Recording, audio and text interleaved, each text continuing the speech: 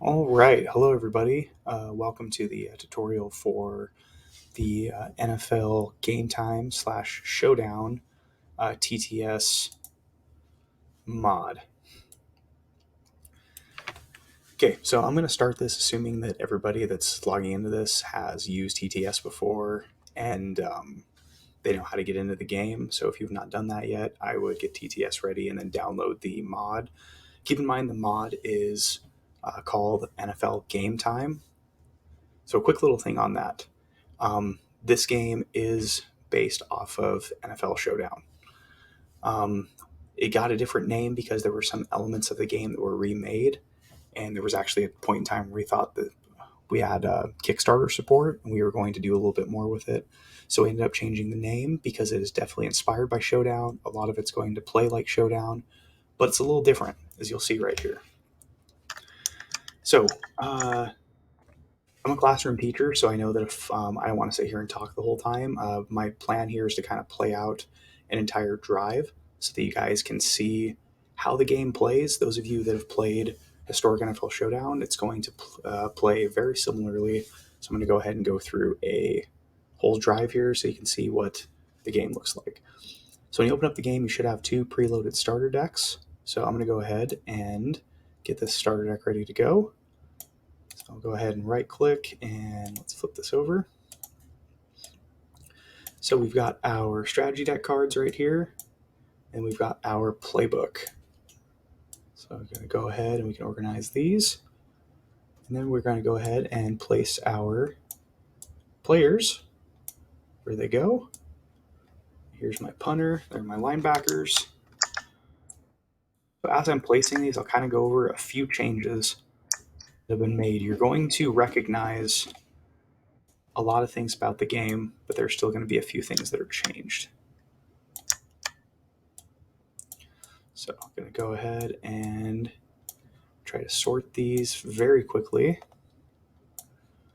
So you can see if you're new to TTS, I mean, it's pretty simple. It plays just like you are on, messed up on that one. There we go. So, I mean, it plays like a three-dimensional table. Like, yeah, you are here on the tabletop. Okay, so go ahead and get these placed. There's my quarterback, some offensive plays, formations, strategy deck. I'll go ahead and split the strategy decks also.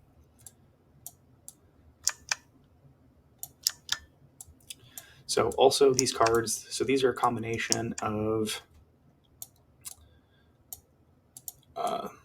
our previous few sets that we did. So we started doing this based off of the 2017 season. So there's cards in these starter decks I put across from every season. Let's see here, corner. So yeah, just like if we were playing a game of Showdown. Oh, looks like I'm carrying through offensive lineman. It's an error I'll have to fix. Shouldn't be too big of a problem. So go ahead and get these organized. And so some of the rules are going to be a little bit different. So the strategy decks, each half strategy deck is going to have 16 cards in it. So here's my defensive playbook, my offensive playbook. So there's my 16. So this can be my first half strategy deck. So we'll go ahead and flip that and then give that a shuffle. I believe he's the flex player. Let's see, corner. I think most of the rest of these, let's see here. Offensive play, offensive play. So all the cards are going to be located in the bags over here. They're all labeled based on what they are. So the player cards are organized by set.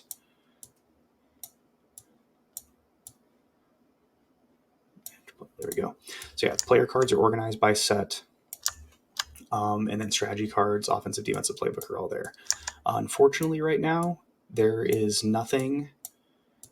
They're organized in there, but they are not programmed into a database where you could actively search. So you'll have to, for the moment, you will have to basically look at these and then look through and then search them by picture.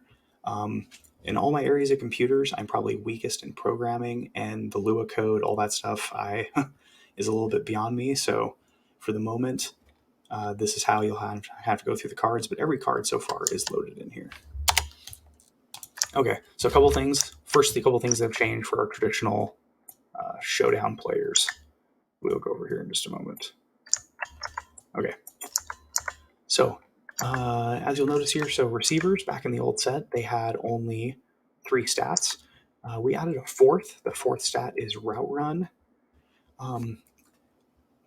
Pretty much for that, we wanted more balance in the game. And for example, some of the there's some receivers, like let's take a receiver like Hunter Renfro, for example, who triangle numbers wise, like power and speed, how do we get that guy to play and be effective in this game? He's not going to be very powerful. He's not going to be very fast. His hands might be pretty good, but what's going to separate him? What separates him in real life is his route running. So we wanted to reflect that. So yeah, correspondingly, defensively, we added the defensive backs now have play recognition. That is their fourth stat. So every player, every position in the game has 4 key stats now. That's one of the first changes you're going to notice. So power, speed, and coverage is the same. Play recognition is the next one. That's another one, same kind of line of thinking. Some defensive backs, they don't have great triangle numbers, but their play recognition is very good, and that matches up really well with route running. Next, if you look at the actual next thing, also, sorry, before we go to that, let's go to the tight ends. We also added a 4th key stat for the tight ends, which is blocking, which frankly is kind of baffling that they didn't have that in the original Showdown game, considering that era of football. I mean, other than a handful of tight ends, like Tony Gonzalez comes to mind, Jeremy Shockey, there weren't a lot of like true just receiving tight ends. Most of them were blockers. So we added that. Now I want to talk about flex players here. So this is a new thing we added on offense and defense. So your flex player really can be anything. You can carry a receiver in your flex position. You can carry a tight end. You could carry a running back. The flex position is really up to you. That's kind of like your slot receiver, your fullback. Quick thing about fullbacks also. Fullbacks in the game, traditional ones, are going to be listed as tight ends. The reason for that is the 4th key stat for running backs is agility. Fullbacks are going to be more blockers than touching the ball. So it made more sense to organize them as tight ends. So like your Kyle Juszczyk, your Patrick Ricard, kind of like those are the first 2 fullbacks that came to mind. So your true fullbacks are going to be listed as tight ends. That was the best way to get them into the game without making an old position. And let's be honest, in real football right now, tight end is kind of a dying position. So this made a lot more sense to classify them as tight ends. So we'll get more into that later. O-line's going to be the same. Now, defense. We really remade the front 7 in defense because, today's day and age in football, most of your defense is played in the nickel. And this DN, D-tackle, linebackers that are really DNs or whatever, that doesn't really happen anymore. So we've reclassified the front 7. So really you're going to have your interior defenders. So these would be like your defensive tackles in a 4-down, your nose tackles, and your DNs in a 3-down front. So like, for example, Calais Campbell might be technically listed as an end, but he's an interior player. He plays predominantly between the tackles. Aaron Donald is an interior player. Also, so edge players here, and this is why I think in the starter deck I included these 2 guys specifically. So Unique Ngakoue is a base 4-down defensive end. Whitney Merciless, for most of his career, has been a 3-4 outside linebacker. Whatever you want to call them, at the end of the day, these guys are edge players. They're going to be your edge setters in the run game. They're going to be your pass rushers.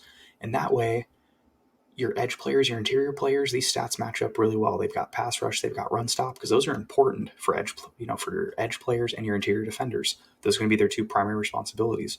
These guys, and even these guys, might drop into coverage once in a while, but not very often. So it makes more sense that they have pass rush and run stop. Now, linebackers. What's more important for traditional linebacker than pass rush? Well, it's going to be coverage, especially Shaq Thompson. It's one of the things that makes him a really versatile player in real life. So Linebackers stats have been changed. So we got power, speed, and now coverage instead of pass rush, and then run stop in the exact same slot. Okay, flex player on defense, same idea. You can play a corner, you can play a safety, you can play a linebacker. So flex player, very versatile on defense, just like in real defense. This is like your nickel. So we got Chauncey Gardner-Johnson, one of the best flex guys currently in the league in this slot right here. Got way too many corners. And then we have our safety. So that's how the new roster for offense and defense kind of look, how we remade it. We really wanted this to reflect today's football, which has evolved quite a bit since the original Showdown game. Special teams over here, kicker and punter, all the same there. What we did add, we paid special attention to special teams, is we have a special teams slot over here. So you can play a special teams player, and when we start the game here, we'll go more in depth to the meaning of that also. Okay, so let's get a game started. So let's start. You know what? In fact, let's start with special teams. So, number one, some of the rules here, if we look at the playmat, let's talk about the playmat really quick. Here's where your strategy deck goes. So the slot's right here. You can put your second half deck off here to the side. Here's your discard pile. This is where your play is going to go. This is where your formation goes. This is the pass result chart. This is the run result chart. We'll go talk about why those are important. Here's the play area. This is where we're going to match up our key players. Then here is the injury, penalty, and turnover deck. If your head spinning, looks a little different. If we're used to traditional Showdown, it'll make a lot more sense here in a moment. Here's the scoreboard. Here's how you're going to change your score. These tokens right here represent your timeouts. And this little box right here, this is just whatever half you're in, first half, second half. We want to do that. Calculators here, in case you need help calculating the result. And if you remember these little things from the good old days, it's the same idea. So here's our yard marker where we're at. Here are our first down markers. And then here's where we mark our quarter. Okay. So right here, if you look on the table, you're going to see the rules for onside kick. Now the rules for kickoff. If you go up here to this notebook section, the rules were added in here. I'm not sure where they've gone. I'll go ahead and edit that. But if you need access to the rules, the rule book is posted right here on there's been a link posted to the Discord. I can share this out, but this has all the rules for the entire game completely revamped. And I wasn't a huge fan of putting this into the TTS anyway because I couldn't put the pictures in there. It was just really sloppy. But this goes over the gameplay sequence, how the chart works. So all the stuff I'm going to go over is all in here. But now we're going to talk about first phase of the game, and that's going to be kick return. So for the sake of this, let's just go ahead. Let's take Raheem Mostert for the opposing team, and we've got Matthew Slater is my special teamer for my team. Okay, the first thing we're going to do, we've got to roll a d20 for the kickoff. So I'll kick that. Let's go ahead and give that a roll. Okay, so the rules for kickoffs, if a 19 or a 20 is rolled, that's going to give you a touchback. If a 1 or 2 is rolled, that's going to result in the kick going basically out of bounds, and then offense gets the ball at the 40. Anything in between, basically, the kick returner is going to field it at the 15-yard line. So here's how the new kick return mechanic goes. Basically, what's going to happen, each player is going to roll a d20, and you're going to add that number to the total stats of your special teams player. So let's go ahead and let's roll for Matthew Slater. Okay, so he rolled a 10. So we got over here 10 plus 11.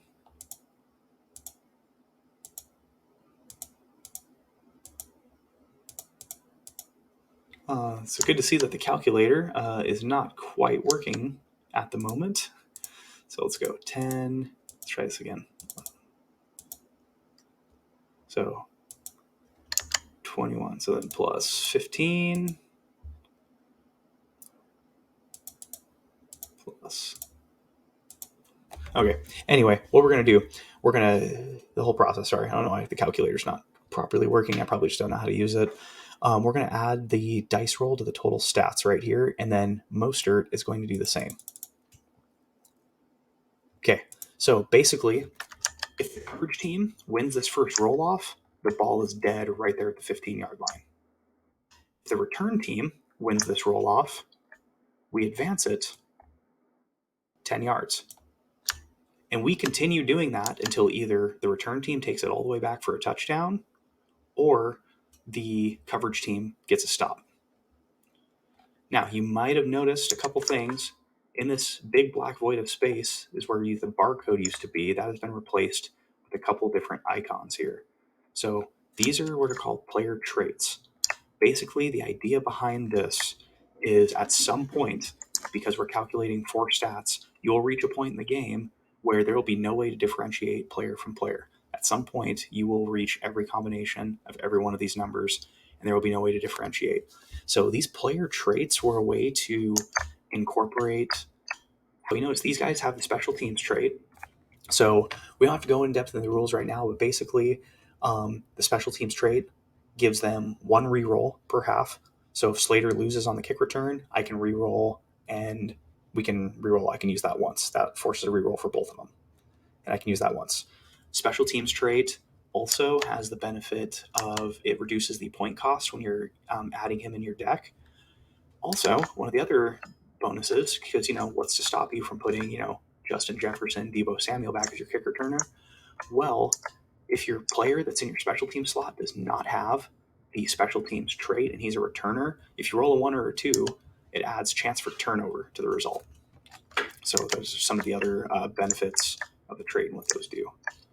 Let's move those back. So let's say we had great coverage here. Ball is dead at the 15-yard line. First thing both teams are going to do is they're going to choose a formation. Go ahead and grab my formations over here. We're actually going to rotate these. There we go. Okay, so let's just go ahead and pick a formation. Let's start with ace flex. So the first phase of the game, we're going to reveal our formations. So we can put our formations out there whenever we want, offense and defense. So you can put, if you already know what play you're going to do, you can go ahead and put your formation out early. Just like in real football, as soon as you line up, the other team sees your formation. So it doesn't really matter if you put this out there early. We know what formation you're in. Okay, so let's go through our plays here and let's find something nice and easy so you guys can kind of see how this works here. Let's take outside zone. There we go. Okay. So how this would go, offensive guy would choose his play, keep it concealed to the other team player. Defensive player would have his play. We'd say, are we ready to go? We'd reveal these at the same time. So this is how we've redesigned the game without using the scanner. So this is how this is going to work. So I called this formation ace flex. It is a 2x2 formation, and the 12 personnel indicates the personnel that is in the game. So that's the formation I called it out of. So what happens next, I look at the play, and I need to find these matching numbers. I need to find 2x2 with 12 personnel. So right here, I've got 2 sections here. So the UC stands for under center. This one stands for gun. This formation is under center. So I go over here to under center. I go to 12 personnel. I have now found this play. So this tells me right here, and this is basically, we had to ask ourselves, what is the scanner doing? So when you swipe your play, the scanner is basically going to determine a set of probabilities of what's the probability of who the key player is going to be based on this play. And then it spits it out. Then it's going to, based on the defensive play, tell you who's the most likely defensive key player. And then from there, it's going to basically do some type of roll by pairing off the key stats. And then from there, we have our result. So this is how we kind of simulated it. So I called outside zone. It's 12 personnel under center. So I found that right here. That's how you kind of read all of this. And by the way, if this play card did not have the formation and personnel group I called on it, I can't call this play.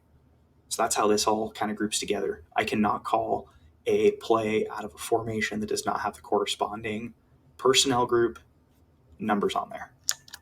Okay, so I got outside zone. I need to roll a d20. So here's all the probabilities. 1 through 5 is going to give me O-line 1. 6 through 13 is going to give me running back 1. 14 through 15 is going to give me O-line 2.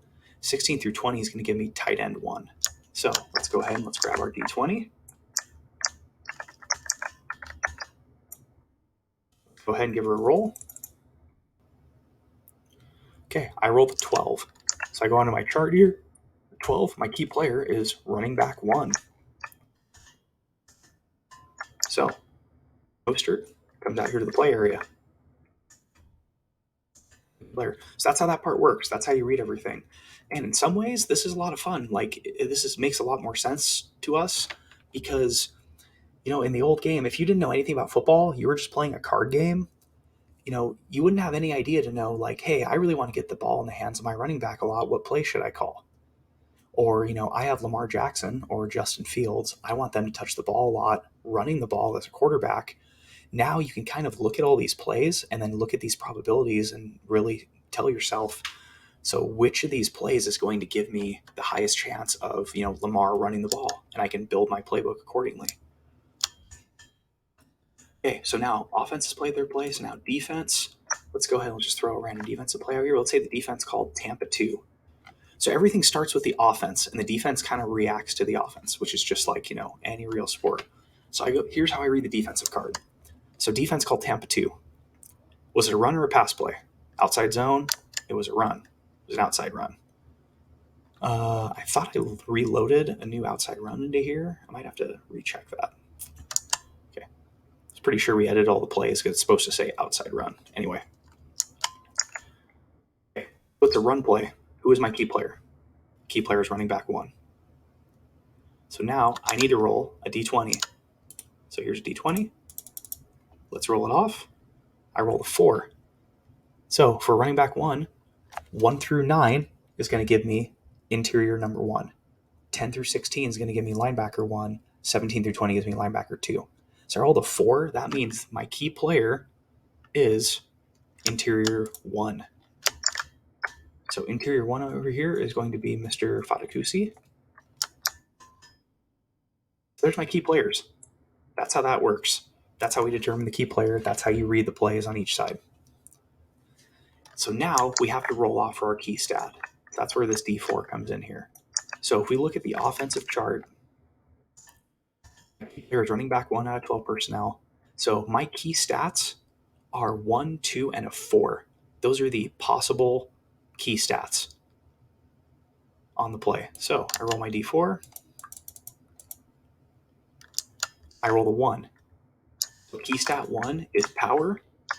That is the key stat. It is Mostert's power versus Fatakusi's power. Not ideal. For some reason on outside zone run, Raheem, instead of using his speed, cut it right up the middle. He's running into this brick wall right here, Mr. Fatakusi. Okay, so here's where the result chart, here's how we read the result, determine the result. So we need to find a difference in the key stat. Fatakusi has 5 more power than Mostert. So he pretty much decisively wins that. So go to our chart. Here's the chart for a pass play. Let's move those out of the way. Okay, and here's the result chart for a run play. So it was a run play. Here's the way the columns work. If the key stat was even, there was no difference, we'd be reading from this 0 column. If the offensive player won by 1, 1 by 2, 1 by 3, 1 by 4, 1 by 5 or more on the key stat, that's the way this column counts. If the offensive player loses by 1, we go this way, 2, 3, 4, 5. So here you can see all the probable results from this play. So Fatakusi won by 5. So to determine the result, we've got 10 options here. We need to roll a D10. So let's roll our D10. Looks like we rolled a 9. So I lost by 5. I go down to 9. Mostert lost 10 yards. Ouch. Fatakusi blew into the backfield right off the bat. Mostert tried to run around in circles and get away from him. Could not break it. So he loses 10.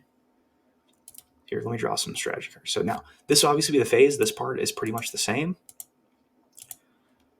So we've got our strategy cards here. So this would be start the phase. There's a very detailed breakdown of the play, resolve phase, the order in which they're all played. So let's see if I have any cards here. Let's see, spin move. So I can't play that because Mostert's agility is not 15 or more. Reach for it, I can't play. No, I think we're going to eat this one. So 15-yard line, we're all the way back to the 5. Now it is second down. Not a great start there. Okay, so let's go second down. So let's switch the formation here. I would recommend, if you guys aren't, if you're playing this, you're not super confident about football, just stick to one formation.